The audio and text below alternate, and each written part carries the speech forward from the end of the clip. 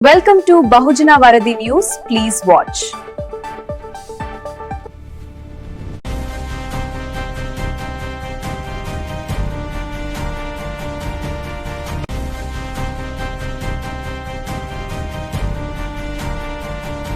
వెంకటగిరిలో Nedurumalli press meet లో CM deputy సీఎంలపై హాట్ కామెంట్స్. అక్రమాలకు పాల్పడే అధికారులపై చర్యలు తప్పవు, నేదురుమల్లి హెచ్చరిక.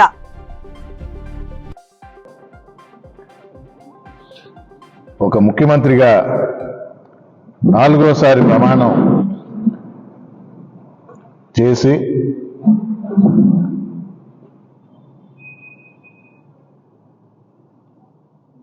రాజ్యాంగం ప్రకారం నడుచుకుంటానని వాగ్దానం చేసి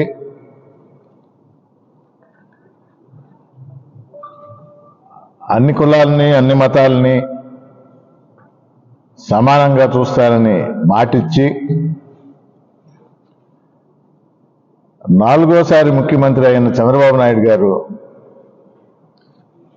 వచ్చిన మొదటి నెలలోనే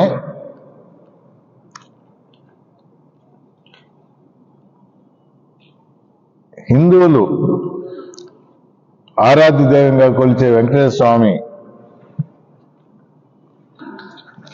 మా ఇంటి దేవత అని కూడా అంటుంటారు, మా ఇంటి కులదైవం అంటారు. అక్కడ తయారు చేసే లడ్డూ మీద ఒక విష ప్రచారం మొదలుపెట్టాడు.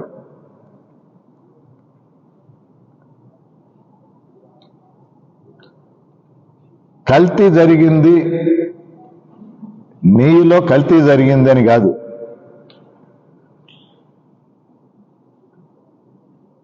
జంతు కొవ్వు కలిపారు. ఉప ముఖ్యమంత్రి దాన్ని అందుకొని పవన్ కళ్యాణ్ గారు పంది కొవ్వు కలిసి ఉంది అని చెప్పడం జరిగింది. ఇంకా డ్రెస్ వేసుకొని గుడి మెట్లు కూడా గడిగాడు ప్రక్షాళనాన్ని. ఇప్పుడు చాలాసార్లు విన్నారు, చాలామంది మాట్లాడారు.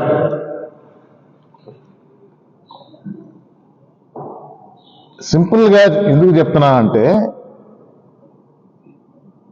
దీన్ని నిగ్గు తేల్చాలి అనంటే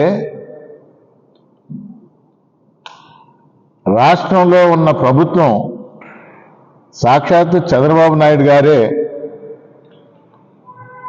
ఎలాంటి టెస్టులు జరపకుండా, ఎలాంటి రిపోర్ట్లు తెప్పించుకోకుండా జంతు కొవ్వు కలిసిందని హిందువుల మనోభావాలను దెబ్బతినే విధంగా మాట్లాడాడు. నేనే చాలా మందిని చూసిన, అయ్యో ఇప్పుడు మేము ఇది తినొచ్చా అని, లడ్డూ ప్రసాదం తినొచ్చా అని.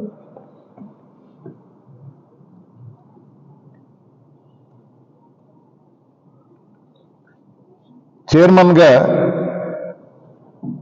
అప్పుడున్న వైవి సుబ్బారెడ్డి గారు సుప్రీంకోర్టులో వేస్తే సుప్రీంకోర్టు సిబిఐకి విచారణకు ఇచ్చింది, ఒక సిట్ వేసింది. దేశంలోనే అత్యున్నతమైన ల్యాబ్లో టెస్టులు జరిపించి రిపోర్ట్ ఇమ్మన్నారు. సో కోర్టుకు పోయింది, సుప్రీంకోర్టుకు పోయింది అభియోగం మోపిన సుబ్బారెడ్డి గారు. అంటే ఎక్కడ దాచిపెట్టాలని కాదు, ఒక అభియోగం మోపాడు ఈ రాష్ట్ర ముఖ్యమంత్రి, 4 సార్లు అయిన ముఖ్యమంత్రి.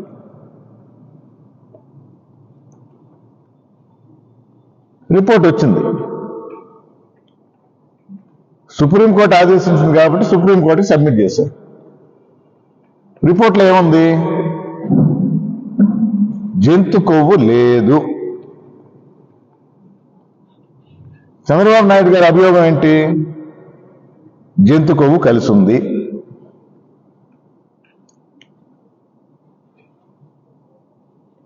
పవన్ కళ్యాణ్ గారి అభియోగం ఏంటి? ఆ జంతువు ఏదో కూడా చెప్పేశారు, పంది కొవ్వు అన్నాడు. రిపోర్ట్ ఏమని వచ్చింది? ఎలాంటి జంతు కొవ్వు దీనిలో కలవలేదు. అంటే వాళ్ళకి ఇచ్చిన శాంపుల్లో ఒక శాంపుల్, అదెవరు ఇచ్చారు ఆ శాంపుల్ని? ఈ ప్రభుత్వం.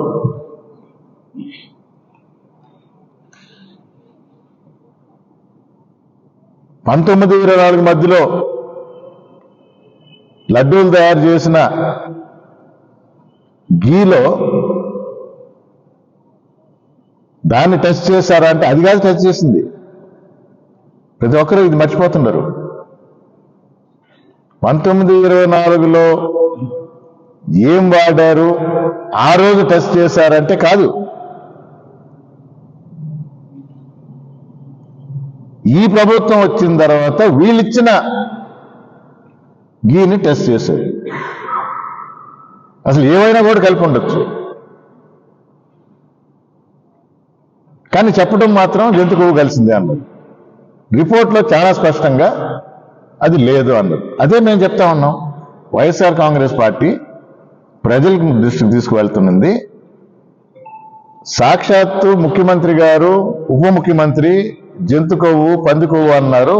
అలాంటిది లేదు అనే రిపోర్ట్లో వచ్చింది అనే విషయం హిందువుల మనోభావాలను దెబ్బతీస్తున్న విధంగా జంతు కొవ్వు అన్నారు కాబట్టి అది రిపోర్ట్లో లేదు అనే విషయం క్లియర్గా చెప్పడం జరిగింది. ఇప్పుడేమంటారు? తూచ్, ఇది కాదు, బాత్రూమ్లు కడిగి ఫెనాయిల్ వాడారు, లేకపోతే ఇంకోటి వాడారు. మొన్నటికి మొన్న అంటే ఇప్పుడు చంద్రబాబు నాయుడు గారు రావటంలా, పవన్ కళ్యాణ్ గారు అసలు నోరు జరగటంలా, పయ్యాల కేశవులు గారు వచ్చారు మొన్న.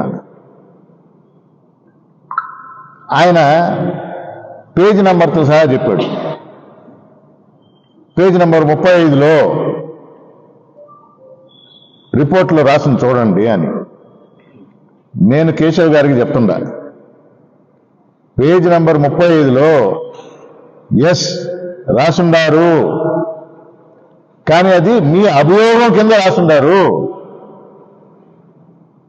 ముఖ్యమంత్రి గారు చేసిన అభియోగం జంతు కొవ్వు కలిసిందనే విషయాన్ని 35వ పేజీలో ఉంది. పేజీ నంబర్ 2 ఇచ్చిన హామీలు ఆంధ్ర రాష్ట్రానికి వెళ్ళింది. అది ఇవ్వగలిగేది పార్టీ అధినేతగా చంద్రబాబు నాయుడు గారు. ఎప్పుడన్నా విలేకరులు మిత్రులతో మాట్లాడుతున్నప్పుడు ఇలాంటి ఇష్యూ వచ్చినప్పుడు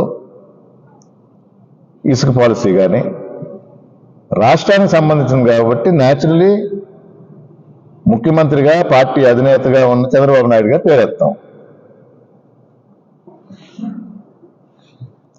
ఇక్కడ ప్రెస్ మీట్లో ఎన్నుకోబడ్డ ప్రజాప్రతినిధి రామకృష్ణ గారు మొన్న ఏదో సరిగా చెప్పలేకపోయాడేమో, దీనికి తక్కువ దానికి ఎక్కువ అన్నట్టు ఏదో చెప్పాడు. పక్కన ఉంటారు, చెవిలో ఊరుతా ఉంటారు. కరెక్ట్గా అందుకోవాలా, కరెక్ట్గా వినాలా, వినింది చెప్పాలా.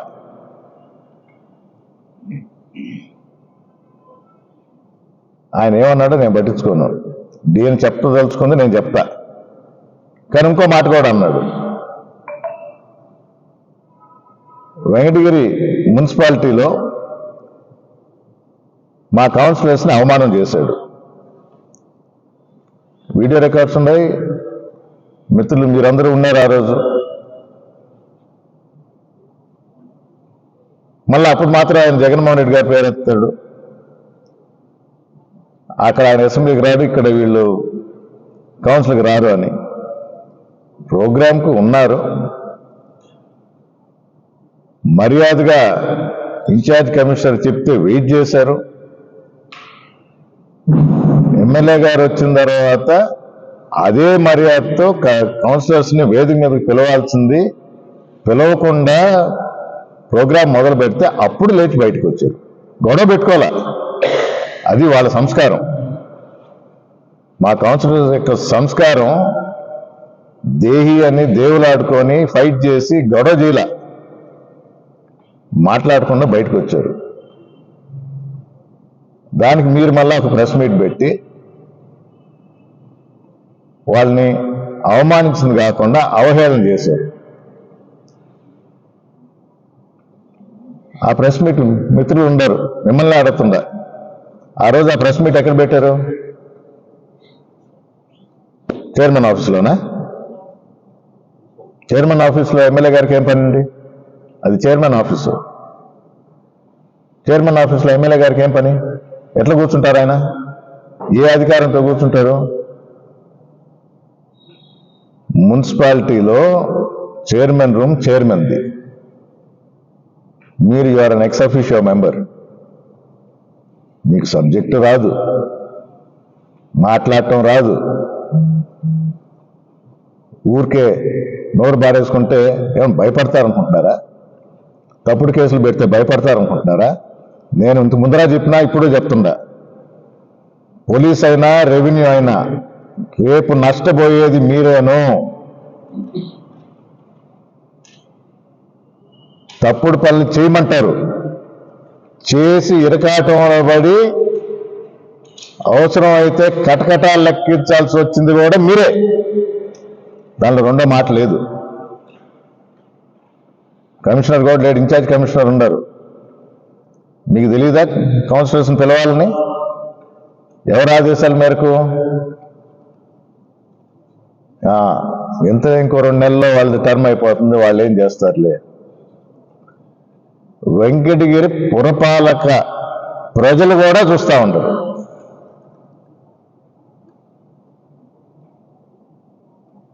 ఈసారి ఎన్నికల్లో కౌన్సిలర్స్గా ఎవరిని ఎన్నుకోవాలని వాళ్ళు నిర్ణయిస్తారు.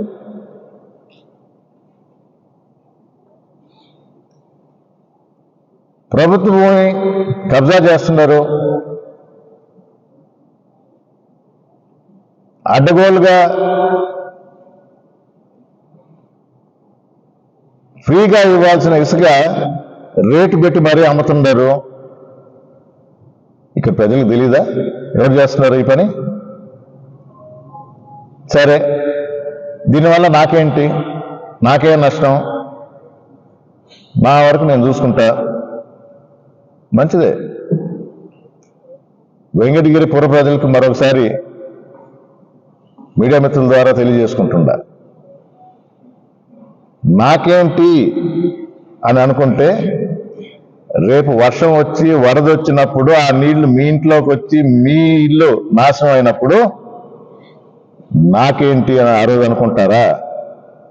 ఈరోజు జరుగుతుంది అదే.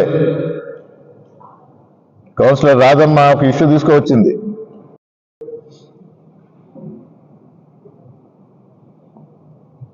కైవల్య నద, వెంకటగిరి వాగ, ఏదైనా కానివ్వండి, వర్షం పడ్డప్పుడు నీళ్లు వస్తాయి, వర్షం లేనప్పుడు ఖాళీగా ఉంటాయని అంటే దాన్ని ఆక్యుపై చేస్తారా?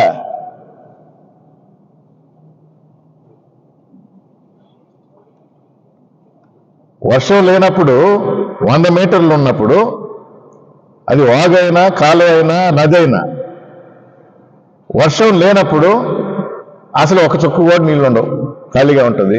అందుకని చెప్పేసి ఆక్యుపై చేస్తారా? ఒక సన్న పీక ఏదో అప్పుడప్పుడు, అది కూడా ఇక్కడెందుకు, మురికి నీళ్ళు వదులుతారు కాబట్టి, మంచి నీళ్ళు కాదు.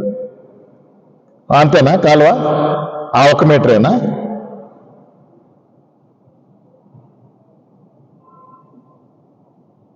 ఇరిగేషన్ డిపార్ట్మెంట్ ఇవ్వాల్సిన రిపోర్టు వాళ్ళు ఇస్తారు, తర్వాత బాధ్యత మున్సిపాలిటీది. దానిలో టౌన్ ప్లానింగ్ అతను సంతకం పెడతాడా? టీపీఓ అనా? ఇన్ఛార్జ్ కమిషనర్ సంతకం పెడతాడా? అటెండరు, అసిస్టెంటు ఎవరు పెడతారు? ఎవరు పెట్టినా ఆ ఫైలు, ఆ రిపోర్టు, ఆ ఇది అక్కడే ఉంటుంది. ఎలక్షన్స్ వస్తాయి, గవర్నమెంట్ మారుతుంది, మీరు ఇంకా సర్వీస్లో ఉంటారు, మీ సంతకాలు ఇక్కడ ఉన్నాయి. ఏమవుద్దో మీరే ఆలోచించుకోండి, మీకే తెలుసు.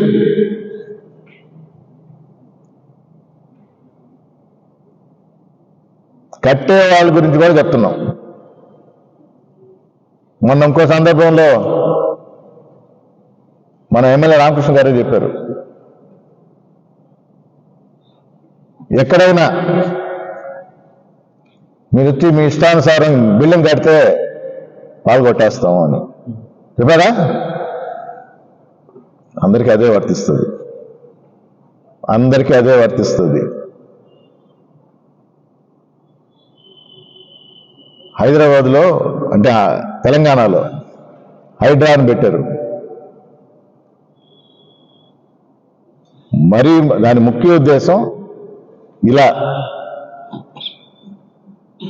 కాలువల మీద, నది మీద బఫర్ జోన్ అంటే చాలా మందికి అర్థం కావటంలా. నదైనా, కాలువ అయినా, వాగైనా దాని విస్తీర్ణం ఎంత ఉందో, వెడల్పు ఎంత ఉందో, వర్షం పడ్డప్పుడు లెక్క, వర్షం లేనప్పుడు కుదించుకుపోయిందని చెప్పేసి ఎంత అవదు. అది 60 మీటర్ల, 100 మీటర్ల, 150 మీటర్ల, 200 మీటర్ల ఎంతైతే ఉందో ఆ విస్తీర్ణం అట్టే ఉంటుంది. ఆ విస్తీర్ణానికి హెచ్చుగా అదనంగా అక్కడి నుంచి దాన్ని బఫర్ జోన్ అంటారు. కుదించుకుపోయిన సన్న కాలువ పక్కన ఉండేది కాదు బఫర్ జోన్. చాలా స్పష్టంగా చెప్తుండా. మరీ ముఖ్యంగా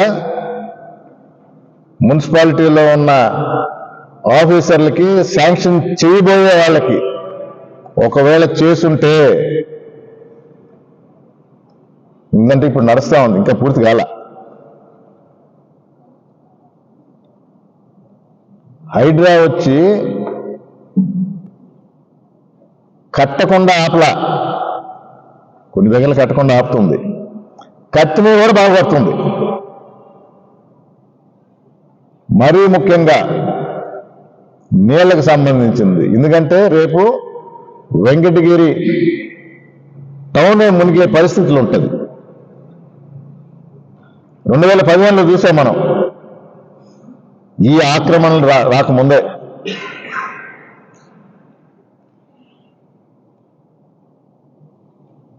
కొన్ని ఛానల్స్ కూడా చెప్తుంటాయి, రామ్ కుమార్ రెడ్డి అప్పుడప్పుడు నోరు తెరుస్తాడు, ఏమైనా కుమ్మక్కయ్యాడా?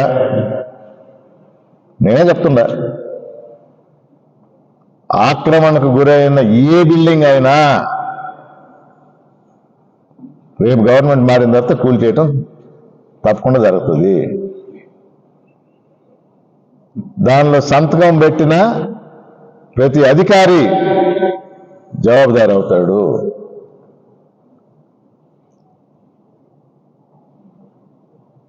ఇంటర్నల్ సర్క్యులేషన్లో ఉన్న రిపోర్ట్ కూడా నేను చూసిన. ఇరిగేషన్ వాళ్ళు మున్సిపాలిటీ మీద పెట్టేసి చేతులు కడుక్కున్నారు. ఇది వాగు, దీని బఫర్ జోన్ 9 మీటర్లు, దీని విస్తీర్ణం ఎంతని బెట్ల. నువ్వు అక్కడ పోయేసి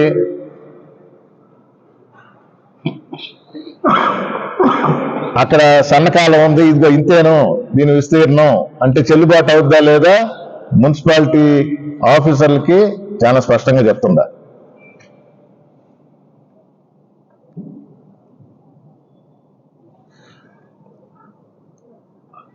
ఆ వాగు విస్తీర్ణం ఆ చిన్న కాలం అయితే అంత పెద్ద బ్రిడ్జ్ ఎందుకు కట్టారండి? ఎవరైనా ఆలోచిస్తే అర్థం అవుద్ది కదా. కొత్త బ్రిడ్జ్ అన్నా మన కాలంలో కట్టారు.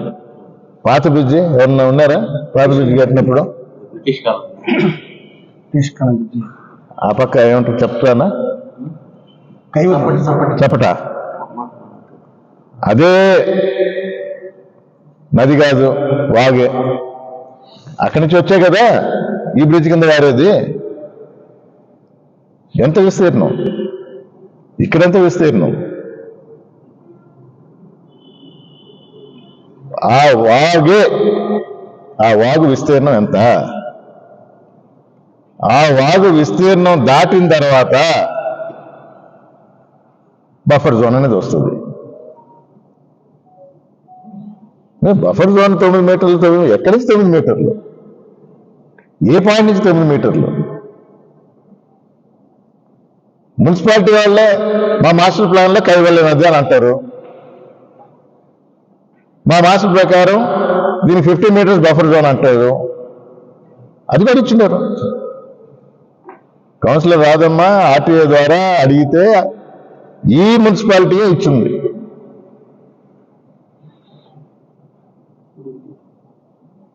అడగచ్చు ప్రజలు, మీ పార్టీ వాళ్ళే కదా కౌన్సిలర్స్ గా ఉండారు, మీరు రైజ్ చేయొచ్చు కదా అని. దానికే ఉదాహరణ మొన్న 26వ తేదీ కౌన్సిలర్స్ అనే ఇంగిత జ్ఞానం కూడా లేకుండా వాళ్ళని అవమానించారు.